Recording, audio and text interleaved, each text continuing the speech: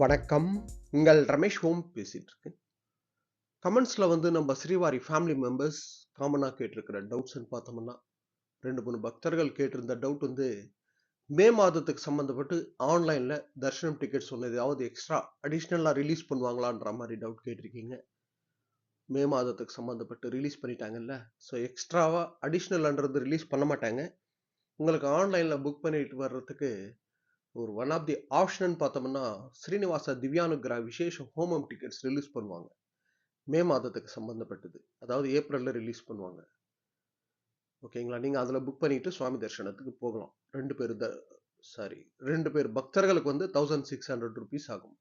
ஹோமத்துல participate பண்றதுக்கு ₹1000 plus 2 பேர் பக்தர்களுக்கு ₹300 கியூ லைன்ல அலோவ் பண்ணுவாங்க. 300 பிளஸ் 300 600 ஆகுது. டோட்டலா 1600 ஆகுது.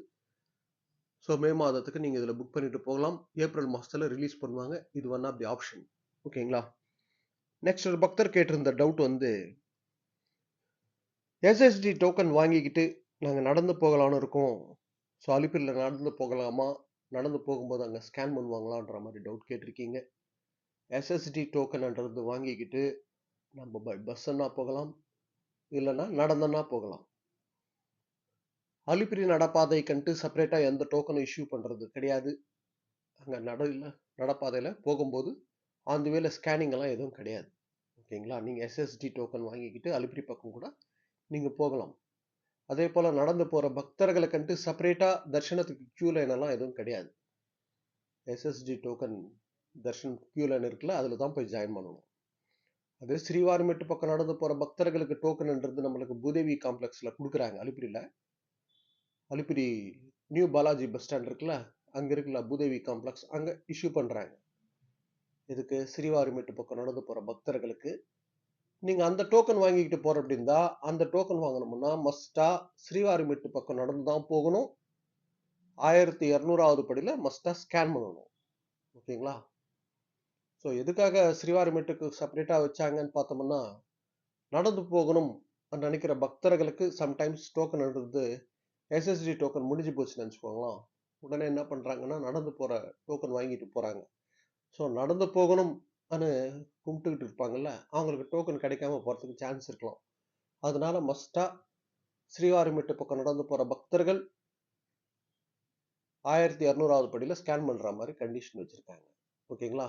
ஜென்ரலா SSD token and Srivarimettu token பார்த்தோம்னா, இன்னைக்கு டோக்கன் வாங்கணும்னா நாளைக்கு தரிசனம் இருக்கும். ஸ்ரீவாரிமெட்டு பக்கம் நடந்து போற பக்தர்களுக்கு அதுல எந்த டேட் மென்ஷன் பண்ணியிருக்காங்களோ நீங்க அன்னைக்கு தான் நடந்து போகணும். அதாவது இன்னைக்கு டோக்கன் வாங்கிக்கிட்டு இன்னைக்கே நீங்க நடந்து போக முடியாது. நாளைக்கு டேட் இருக்கும்ல, நாளைக்கு தான் நீங்க நடந்து போகணும். அப்பதான் ஸ்கேனிங் அங்க பண்ணுவாங்க. நெக்ஸ்ட் ஒரு பக்தர் கேட்டிருந்த டவுட் கல்யாணோற்சவத்துக்கு எப்படி ப்ரொசீஜர் என்னன்ற மாதிரி டவுட் கேட்டிருக்கீங்க. கல்யாணோற்சவம்ன்றது ஆர்ஜித சேவாஸ்ல வரும். திருமலால கல்யாணோற்சவம்ன்றது நம்மளுக்கு மாசம் மாசம் ஆர்ஜித சேவாஸ் இருக்குல்ல, கல்யாணோற்சவம், ஊஞ்சல் சேவா, சஹஸ்ர தீப அலங்கார சேவா, ஆர்ஜித பிரம்மோற்சவம். ஸோ இதுல நீங்க மாசம் மாசம் ரிலீஸ் பண்ணும்போது புக் பண்ணிக்கணும். ஓகேங்களா? ஆன்லைன்ல புக் பண்ணிட்டீங்கன்னா கல்யாணோற்சவத்துல நீங்க பார்ட்டிசிபேட் பண்ணலாம். டைரக்டா நம்மளுக்கு ஆஃப்லைன்ல தான் எங்கேயும் டைரக்டா போய் டிக்கெட் எல்லாம் வாங்க முடியாது.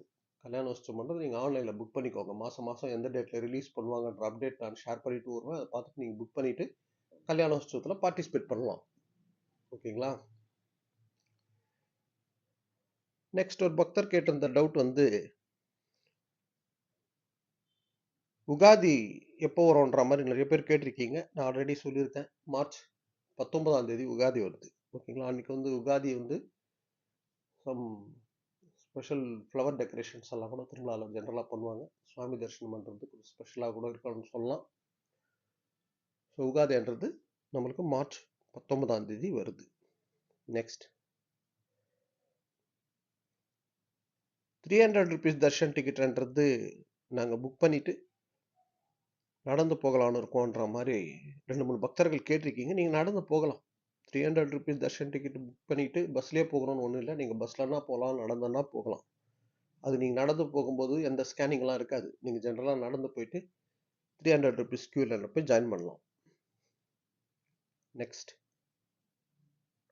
நெக்ஸ்ட் ஒரு பக்தர் கேட்டிருந்த டவுட் எந்த டோக்கன் வாங்காம நாங்க டைரக்டா ஃப்ரீ தர்ஷனத்துக்கு போகலாமா? டோக்கன் வாங்கிக்கிட்டு தான் போகணுமான்ற மாரி டவுட் கேட்டிருக்கீங்க. எந்த டோக்கன் இல்லாம போற ஃப்ரீ தர்ஷனம் பண்றது, தர்ம தர்ஷனம் பண்றது இருக்கு. ஓகேங்களா? ஆனா நான் வந்து நம்ம ஸ்ரீவாரி ஃபேமிலி மெம்பர்ஸ்க்கு காமனா ரெக்கமெண்ட் பண்றது, சர்வ தர்ஷனம் டோக்கன் வாங்கிக்கிட்டே போங்க. அதான் எப்பவுமே நான் ரெக்கமெண்ட் பண்ணுவேன். ஏன்னா 3 to 6 ஹவர்ஸ் நடுவுலயே நம்ம சுவாமி தரிசனம் பண்றது முடிச்சுட்டு வந்துடலாம்.